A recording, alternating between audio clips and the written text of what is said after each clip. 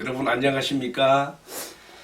박혜동 묵상 데스크에 오신 것을 주님의 사랑으로 환영합니다. 오늘 함께 나눌 말씀은 마태복음 22장 23절로 33절까지의 말씀이 되겠습니다. 제가 봉독할 때 한번 잘 들어보세요. 부활이 없다 하는 사두개인들이 그날 예수께 와서 물어 이르되 선생님이요, 모세가 일렀으되 사람이 만일 자식이 없이 죽으면 그 동생이 그 아내에게 장가들어 형을 위하여 상속자를 세울지라 하였나이다. 우리 중에 7형제가 있었는데 마디가 장가들었다가 죽어 상속자가 없으므로 그 아내를 그 동생에게 물려주고 또 그 둘째와 셋째로 7째까지 다 그렇게 하다가 최후에는 그 여자도 죽었나이다. 그런즉 그들이 다 그녀를 취하였으니 부활 때에는 7 중에 누구의 아내가 되리이까? 예수께서 대답하여 이르시되 너희가 성경도 하나님의 능력도 알지 못하는 거로 오해하였도다. 부활 때에는 장가도 아니 가고 시집도 아니 가고 하늘에 있는 천사들과 같으니라. 죽은 자의 부활을 논할진대 하나님이 너희에게 말씀하신 바 나는 아브라함의 하나님이요 이삭의 하나님이요 야곱의 하나님이라 하신 것을 읽어보지 못했느냐? 하나님은 죽은 자의 하나님이 아니요 살아있는 자의 하나님이시니라. 무리가 듣고 그의 가르치심에 놀라더라. 아멘. 저는 이 말씀을 의지하여 죽은 자의 하나님이 아니요 산 자의 하나님에 대해서 함께 말씀을 나누고자 합니다. 여러분, 지금 이 말씀의 배경을 보게 되면요, 예수님은 이제 매일 십자가에 달리셔야 돼요. AD 30년 6월절 목요일입니다. 고난주간의 목요일에 해당되는 이 본문의 말씀입니다. 그래서 그런지 예수님의 이 날의 교훈을 보게 되면요, 어제 바리새인들과의 그 함정 질문에 답변하신 을 통한 것뿐만 아니라 오늘 이제 또 사두개파 사람들의 질문에 대해서 또 답변하시고 또 이어지는 말씀에는 한 율법사의 질문에 답변하시고 또 이어지는 말씀에서는 예수님 스스로 청중들에게 질문하시면서 많은 교훈을 많은 말씀을 전하셔요. 26장 5절까지 이런 가르침이 연속되고요. 그날 저녁에 항원역에 예수님은 무교절 6월절이 시작되기 때문에 예수님은 제자들과 함께 최후의 만찬의 자리로 이동을 하시게 되는 것입니다. 참 십자가에 달리실 일을 하루 앞에 놓고 지금 많은 말씀을 쏟아내고 계시는 예수님의 이 마음을 헤아리면서 오늘 우리가 사두개인들이 던진 한 질문에 답변하시는 예수님의 말씀에 귀를 기울여 봅시다. 특별히 사두개인들이 지금 부활을 믿지 않고 영적 세계, 천국도 믿지 않기 때문에 던지는 이 질문에 대해서 예수님 답변하시는 것을 우리가 보면서 내일 지금 십자가에 달리시기 때문에 더욱 특별히 예수님은 사람이 죽음 후에 들어가게 되는 영적 세계의 실존과 실제에 대해서 아주 분명하게 말씀해주고 있습니다. 예수님은 이러한 영적 세계의 이해를 가지셨고 또 그런 세계에서 이 땅에 오셨던 것이며 오늘 우리에게도 이 말씀을 통해서 교훈을 주고 있습니다. 먼저 부활이 없다는 사두개인들이 예수님께 와서 던진 이 질문에 대해서 우리가 이해할 필요가 있습니다. 방금도 말씀드린 것처럼 이 사두개인들은요, 부활도 천사도 영적 존재도 믿지 않았습니다. 그들은 철저한 현실주의자들, 세속주의자들이었습니다.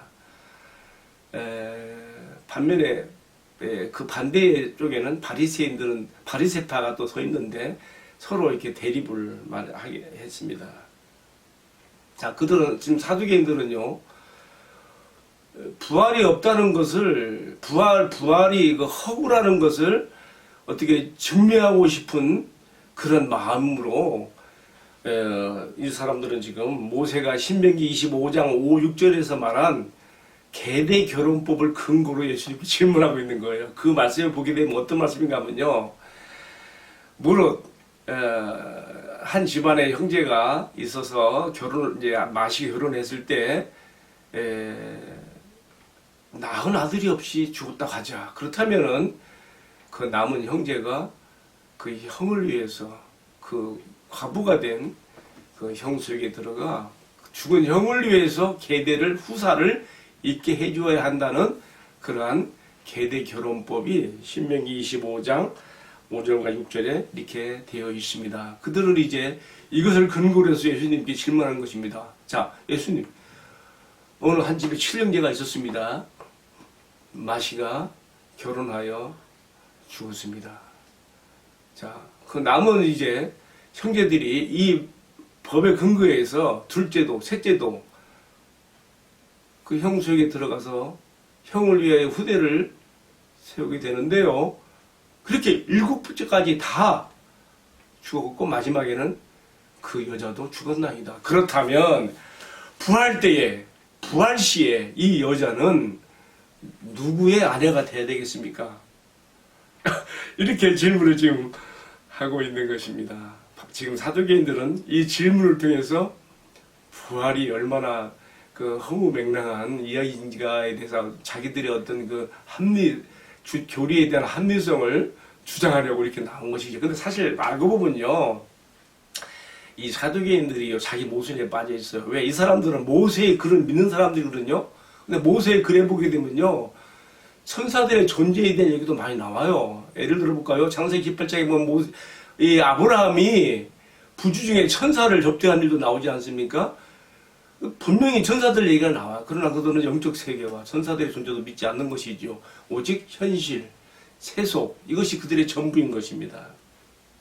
자, 예수님은 이제 이들의 이 질문에 대해서 답변하시는데, 제가 오늘 이 아침에 묵상 데스크를 통해서 세 가지를 제가 전하고자 합니다. 첫 번째는 우리가 성경과 하나님을 아는 지식이 없으면 그 사람의 인생은 방랑자 인생이 된다는 거, 방황하게 된다는 거 먼저 말씀을 드립니다. 예수님께서 말씀하셨습니다. 29절에 예수께서 대답하여 이르시되 너희가 성경도 하나님의 능력도 알지 못하는 거로 오해하였도다. 근데 여기서 쓰인 오해라는 말이요, 어떤 의미가 있는가 하면요, 오늘에 보게 되면요, 방황하다, 떠돌다, 방랑자가 되다, 우주에 떠도는 별, 이런 그 의미가 담겨 있습니다. 여러분 생각해 보세요. 만일 천국이 없다면, 부활이 없다면, 그리고 우리가 육체로 살아가는 이 세상이 삶의 전부이고 이것이 끝이라면, 여러분 이 사람의 정신세계는 어떻게 되는 것입니까? 그는 허무주의자가 되던가 아니면 죄의 낙을 즐기는 극단적 쾌락주의가 되어서 그렇게 그의 삶을 마감할 것입니다. 혹은 니체처럼 신을 부정하고 내세를 부정하고 유아 독존 자기가 전부가 되어서 그는 미치거나 아니면 허무주의에 빠져서 생을 마감할 것입니다. 예수님은 우리에게 성경이 가르쳐주는 하나님을 아는 지식들을 갖지 못하면, 영적 세계의 실존과 실체들을 알지 못하면 사람은 마치 우주를 떠도는 그러한 떠돌이 별처럼 그의 인생은 방랑인상이 되고 떠돌이 인생이 되고 그의 정신세계가 얼마나 허무할 것인지 목표도 방향도 없이 가는 인생일 것을 이렇게 너희가 오해하였도다는 그런 말씀 속에 담고 있습니다. 두 번째로요, 예수님께서는 이 답변을 통해서 뭐라 하셨는가 하면요, 부활 때에는 시집 가는 것도 없고 장가 가는 것도 없고 천사들과 동일하게 된다. 지금 이 바리새파 사람들이 7형제 가운데 마지가 결혼하여 대지 쭉 이어져서 이렇게 7제까지 간 그 결혼 문제 이야기로 들고 나왔기 때문에 예수님도 그렇게 답변하시는 거예요. 지금 이렇게 부활 시에는 장가도 시집가는 것도 없고 천사들과 일반이라. 여러분 무슨 뜻입니까? 예수님은 지금 이 말씀 속에서 우리가 부활하여 천국에 들어갔을 때에 우리가 얼마나 충만한 행복 가운데 들어갈 것인가를 암시하고 있습니다. 여러분, 이 세상에서 살아갈 때에 참 괴로운 인생 사회를 살아갈 때에 그래도 가장 큰 행복이 뭡니까? 사랑하는 사람을 만나서 사랑의 교감, 교제를 나누게 될 때에 그 사랑의 힘에서 오는 그 힘이, 그 능력이 세상을 살아갈 힘이 돼주기도 하거든요. 그래서 영원히 함께 살고 싶어서 결혼도 하는 거 아니겠어요? 사람들이 세상에서 바라는 가장 큰 행복과 희망은 정말 사랑하는 사람을 만나서 결혼을 하는 거예요. 그런데 여러분, 그 사랑은 한계가 있죠. 또 언젠가는 시들어지는 것이죠. 변할 수도 있는 것이죠. 세상에서는 결혼을 행복의 극치로 생각합니다. 이 이상 더 큰 행복이 없는 걸 생각합니다. 그러나 주님께서는 천국에서는 이런 결혼이 필요 없다고 하셨습니다. 왜요? 어린 양의 신부가 되는 우리가 신랑 대신 예수님과 더불어 누리는 영생은 곧 영원한 사랑의 교제를 말하는데, 그 사랑의 교제 가운데서 흘러나오는 그 행복의 극치가 얼마나 완전하고 만족한 것이며 우리에게 영원한 행복이 되는 것을 예수님은 이 말씀 속에서 담고 있는 것입니다. 결혼할 때에는 장가가는 것도 시집가는 것도 없고 천사들과 일반이라는 말 속에 담겨 있는 의미를 우리가 이렇게 이해하는 것이 필요합니다. 자, 마지막 세 번째인데요. 예수님은 이 답변을 통해서 믿음으로 살다가 이 세상을 떠난 사람들은 모두가 다 하나님 앞에 지금 살아있다는 것을 가르쳐주고 있습니다. 제가 읽어보겠습니다. 32절입니다. 나는 아브라함의 하나님이요 이삭의 하나님이요 야곱의 하나님이로다 하신 것을 읽어보지 못했느냐? 하나님은 죽은 자의 하나님이 아니요 살아있는 자의 하나님이시니라. 아멘. 예수님은 지금 이 말씀을 통해서 이 세상에서 믿음으로 살다가 하나님 앞에 간 사람들은 비록 그의 육체는 세상에서 썩어 흙으로 돌아가지만은 그의 영혼은 영원 불멸한 것으로서 하나님의 나라에서 하나님과 더불어 교제하는 개별적인 인격적인 상대가 되는 존재인 것을 아브라함의 하나님, 이삭의 하나님, 야곱의 하나님으로 말하고 있습니다. 각각 개별적으로 이렇게 따로 말씀하신 것은 우리의 영혼이 육체의 장막을 벗어나 주님의 나라에 들어갔을 때 우리 하나님과 더불어 개인적으로 인격적으로 누리게 되는 그러한 영원한 영생의 삶을 이렇게 표현한 것입니다. 이렇게 육체를 떠나 영혼으로 존재하다가 하나님께서 이 세상의 심판대로 세우신 그의 아들 우리 예수님이 이번에는 구원해주고 아니라 심판해주러 세상에 재림하실 때에 주님의 나라에서 영원의 존재로 있던 앞서간 믿음의 성도들이 어떻게 되는 것이죠? 그 부활의 예수님 재림의 시에는 다 땅에 있는 그의 육체와 함께 결합되어서 예수님이 부활할 때 가졌던 그 몸, 그 영체처럼 영광스러운 형체로 변하게 되는 것입니다. 이제 주님께서는 이 말씀을 통하여서 우리에게 이미 세상에서 죽은 자들이라 해도 믿음으로 하나님 앞에 살아갔던 자들은 그들은 다 하나님 앞에 살아있다는 것을 현재형으로 말씀했습니다. 아브라함의 하나, I am, 나는 아브라함의 하나님, 나는 야곱의 하나님, 이삭의 하나님, 야곱의 하나님 이렇게 말씀하심으로써 그들이 현재 살아있는 그리고 하나님과 교제하는 존재를 말씀하고 있고, 또 예수님께서 나사로의 그 이야기 말씀하실 때도 나사로도 죽어서 천국에 가가지고 어떻게 해서 아브라함의 품에 안겨있는 모습을 이야기하고 있지 않습니까? 우리는 다 이렇게 비록 세상을 떠날 것이지만은 우리는 하나님 앞에 살아있는 존재로서 계속 천국에서 살고 있을 것을 이렇게 말씀하고 있는 것입니다. 이제 오늘의 말씀을 마무리하면서요, 저는 예수님께서 주신, 비록 그것이 사두개인들이, 부활을 부정하는 사두개인들의 질문에 대한 답변으로 주신 말씀이지만, 이 말씀 속에서 저는 무한한 천국에 대한 소망과 희망을 갖습니다.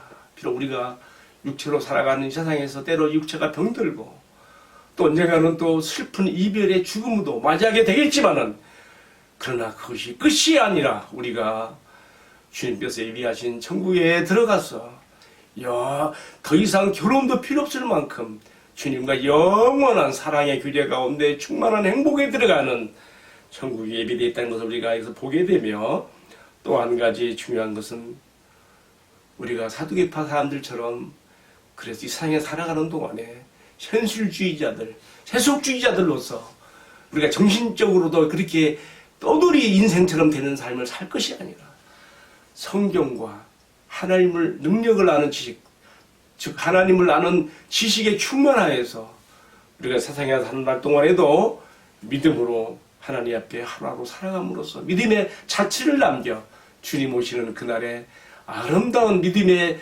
자취의 추억을 남기고 갈 수 있기를 우리 주님의 이름으로 축복합니다. 기도하겠습니다. 주님, 만일 천국이 없다면, 부활이 없다면, 그리고 죽음이 모든 것의 끝이라고 한다면 이 허무한 인생을 어떻게 견딜 수가 있겠습니까? 주님, 저는 하루도 견딜 수 없을 것 같습니다.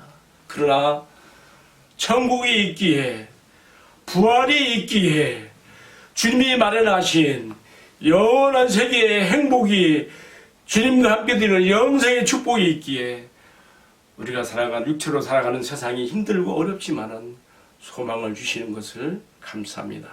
이 믿음 가지고, 이 성경이 가르쳐주는 영적 지식을 가지고, 하나님을 아는 지식을 가지고 하루하루 힘차게 살아가는 저희들이 되게 하여 주옵소서. 이 모든 말씀을 존귀하신 주 예수님 이름 받들어 기도하옵나이다. 아멘. 마쳤습니다. 감사합니다.